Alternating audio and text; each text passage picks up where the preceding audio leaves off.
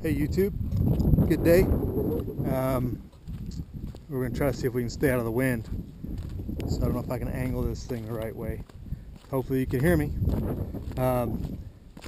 Just a quick lunchtime talk about. Saw a really good video yesterday about Viking preparedness. And yesterday Pastor Joe Fox was talking about the need to get your spouse on board. Or not so the need, the how. And he had some good suggestions on how to get your spouse into prepping, as he put it, as we, getting ready, how to involve them, and it was really good. I really recommend you go check out that video if you haven't seen it, or share it with somebody if you think they need a little guidance on how to bring their significant other into prepping. And he talks about the psychological side of it. He talks about men and women, both sides, about approaching the other. It's pretty good. So if you know anybody that's having difficulty in having a whole family involvement, definitely go check that video out. I thought it would be very useful. I mean, I don't think anybody thinks there's a lot of time left, but with whatever time you got, you can still use it to your advantage. So share it if you share that, for sure. And that got me to thinking about one thing that's more important. I mean, me with my family, my wife, we kind of just eased ourselves into it, I guess. It wasn't like one of us had to talk the other one into it. It was just a series of progressive steps of, well, we need to do this, we need to do this, well, whatever. And I got to thinking about that, how that whole worked out, how all that worked out. It's just like I knew we were there when I knew we had reached, a good symbiotic relationship, I guess you'd say, because it wasn't like we sat down one day and said, okay, we're going to prepare for the end of the collapse or end of the United States or whatever. We never just sat down and talked about it. It was just over a period of time we evolved into it. But I knew we'd reached a pretty good point when, it's probably about 5 years ago, it had to be 2011 or 2012, when I was commuting from California, and there was a big refinery disaster, explosion, I don't know, I can't remember exactly. But basically there's a big refinery problem in California, and it happened fairly quickly. And I was commuting back for the weekend, and she had seen that and had double checked our fuel storage so that if worse came to worse, that I'd be able to fill up at least to get back to work that next Monday. So she was in that mind frame of, okay, this is going on, what do we have? Do we need to make any last minute adjustments to get through this short term? So that we were both thinking along those lines. It was pretty good. So it's kind of an example of, hey, you've reached a pretty good point in your preparedness relationship, for lack of a better word, I guess. But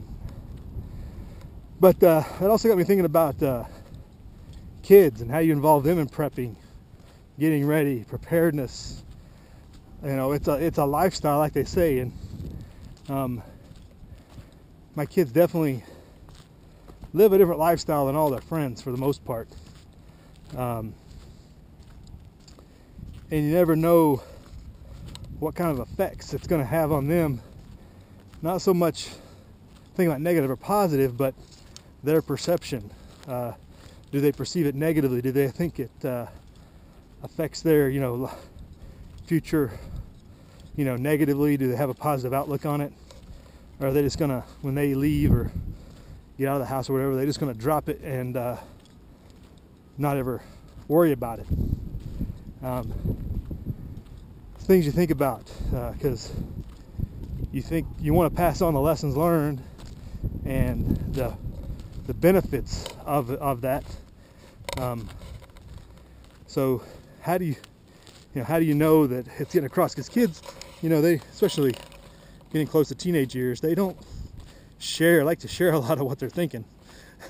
So it's hard to drill down and see if they understand. Especially like, you know, like with our family, it's just kind of evolved into where we are now. We didn't sit down and go, okay, this is what we're doing and this is why. It kind of just became a lifestyle. So I might have to do some interviews, see if we can extract any information about their perceptions, you know, because while they do a lot of the normal things, sports and things, with have friends that aren't anywhere involved in anything like what in preparing, if you will. You don't know what they talk about, you know, amongst friends or whatever. So it'd just be kind of interesting from the kids' side to see what kind of perception people have out there, or hey, if anybody's out there has had any problems like getting their kids on board and participating. I mean, granted, you can tell your kids what to do, but has it become a challenge for people? I mean, kids don't like to do chores, which in prepping is a lot of what they ended up getting stuck doing with is they do chores. So that's not ever popular, no matter whether or not you're prepping or not. But do they see it as wasted effort? You know, something that could be more, they could do something more beneficial for their future. You know, has anybody ever had any problems like that? And we'll do, I might do a video here if I can sit down and get the time to do an interview and see what they think, what their perceptions are. But just something to think about. That video by the pastor was really good. Recommend you go check it out. One thing I've been noticing, I was talking to Tactical Tony about, was seems like there's a resurgence in the YouTube force, if you will, among the community. Been a lot of videos that have been really on point here in the last 3 or 4 weeks. Maybe it's the election cycle and everybody just getting kind of primed and just kind of reading the tea leaves, or maybe it's the NSA's predictive programming and we're all just falling trapped to it. I don't know, but it seems like there's been a lot of what I would call people clearing their conscience of, hey, I've done everything I can do to tell people, warn people, get people, you know, doing what they can, because a lot of people are on YouTube just trying to give people all the best opportunities and best information they can. You know, it's not a selfish act necessarily. I just found it interesting. It's my perception was that it seems like a lot of people have been putting it out there the last couple of weeks of really getting a lot of word out, whereas it seemed like the summer was a big lull, like a big dead time. Maybe it was because I wasn't on as much. Maybe I just missed them.